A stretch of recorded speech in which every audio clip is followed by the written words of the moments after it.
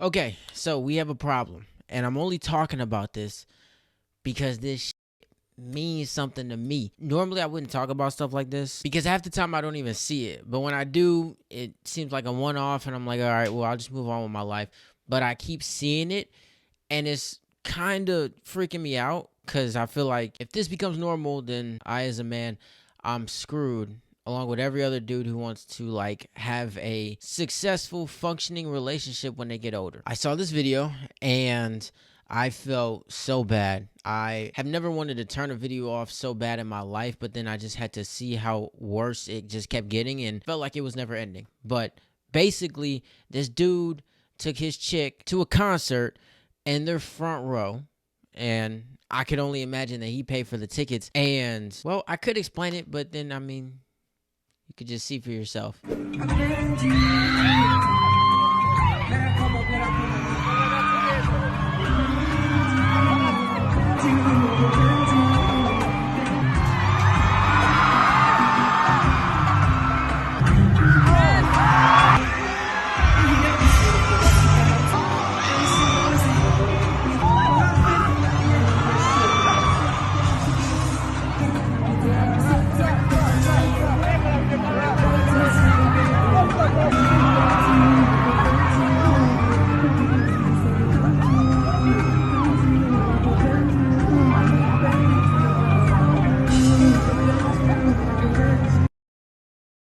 Son of a bitch! But wait!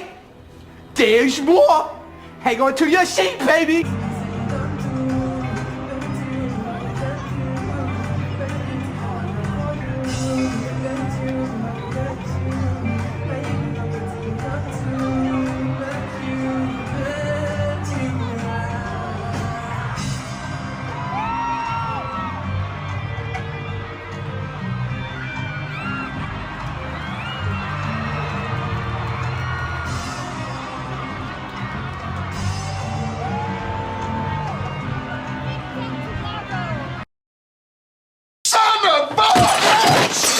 That was hard to watch, but that happened.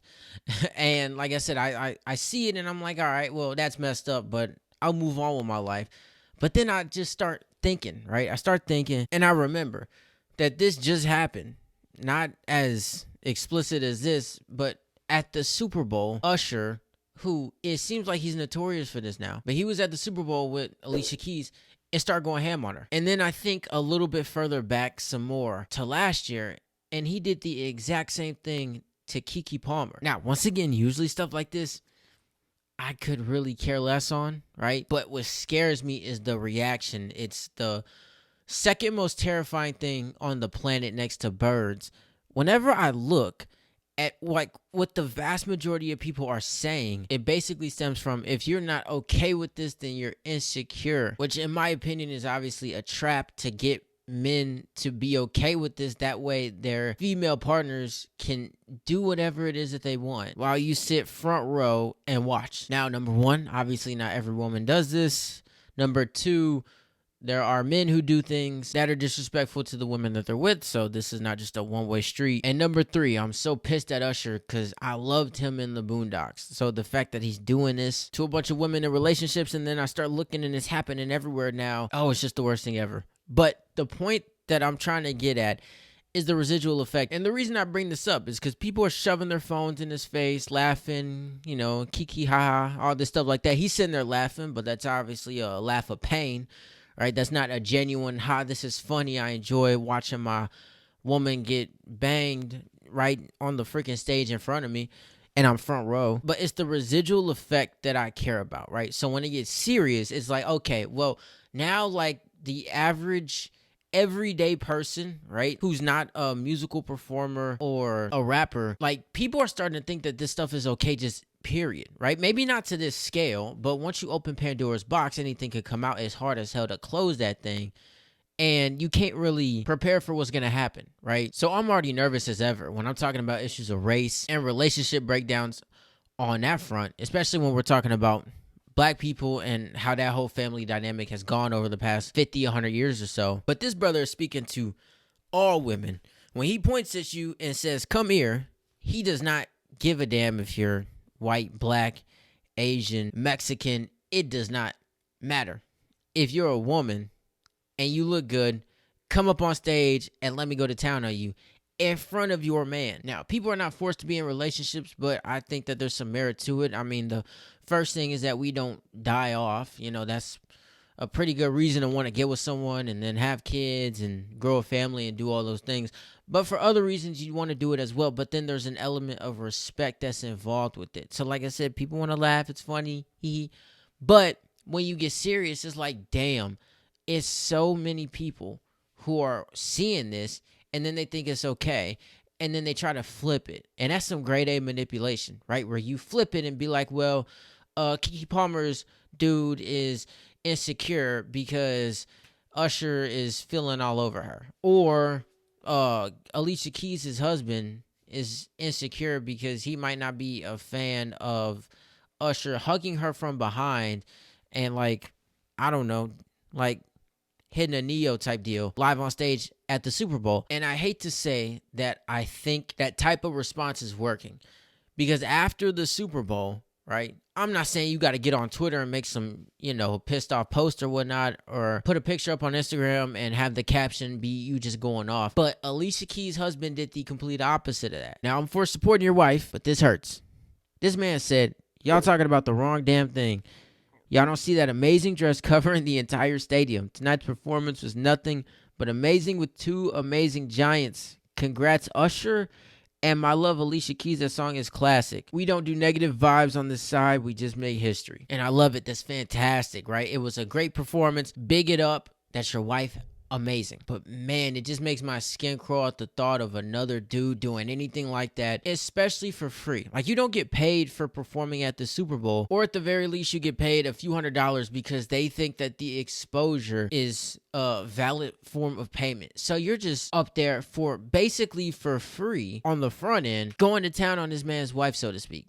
And then, but I mean, it's horrible under any circumstance, right? Maybe if you're an actor or an actress, right, it's a little bit more understandable. But at a live performance in which, I mean, either one or both of the parties is not getting paid. Because in this situation, old girl was definitely not getting paid, right? She left empty-handed from the performer because he ain't going home with her.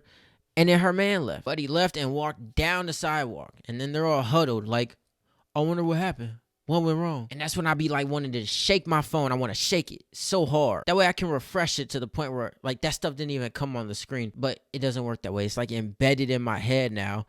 And I'm terrified. Residual effects are real. I say it all the time with music when it comes to hip hop and stuff like that. I've said it before. I'm not going to sit up here and pretend like I don't listen to rap and hip hop and all that stuff like that. It's kind of hard not to. But I'm also acknowledging that it's not the best thing for us, because then it leads to this snowball effect of people who listen to it and they can't discern between entertainment and reality.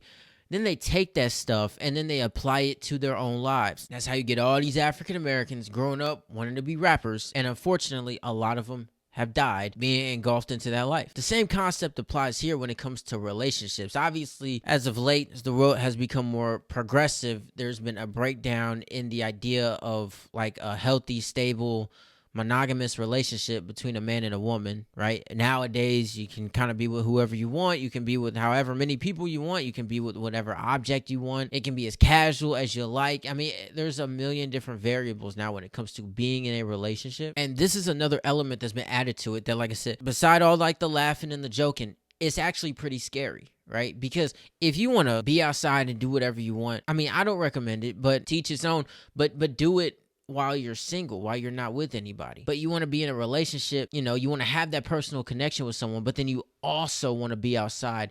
That is not okay. And I feel like it's even worse when it's a situation like this, right? Because the perception about men already is that it's a bunch of no good men out here, especially when you're talking about black men, right? The whole niggas ain't shit. I mean, I hear it all the time.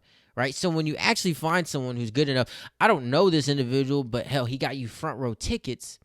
I mean, there has to be something good about him, right? So when you mess with somebody like that, that's so not okay on so many levels, right? Like I said, yeah, there are a bunch of men who can be, extremely overbearing, abusive, even like physically abusive. It don't just gotta be mentally or verbally. So when you have a good man, so to speak, doing this, I mean, that's just so messed up. And then you got everybody there who's filming him. They shoving cameras in his face, laughing at him. I'm like I feel like for most men, at the vast majority of the times, we like want and crave respect above anything else. And that don't mean that we're not on equal playing fields. It's not what anyone's saying.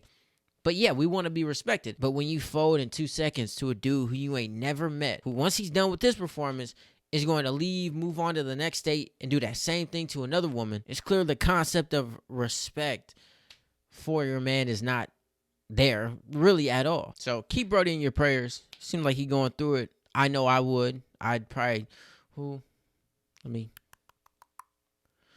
put that on the back burner for another day just in case it happens. It's tripping me out the direction that the world is going in. And now it feels like it's on steroids because everything is filmed and put out on the internet for people to see. But regardless, shout out to all the men who are like actually good men trying to take care of their women. Shout out to all the women who acknowledge that and can bring a healthy level of respect to the relationship, because this ain't all women, obviously, right? And then it's a bunch of men who do a bunch of effed up stuff. That's not all men, right? But this is not good, right? This is not good. This is not a good look. And then this is not good for the domino effect that I've been seeing where left, right, and center is, if you don't allow the celebrity to get jiggy with me on stage in front of you and in front of hundreds, thousands, maybe millions of people live, while you're there smiling, I'm not getting paid for it. I'm not getting anything out of it other than a good time for 30 seconds. Well, then you're insecure.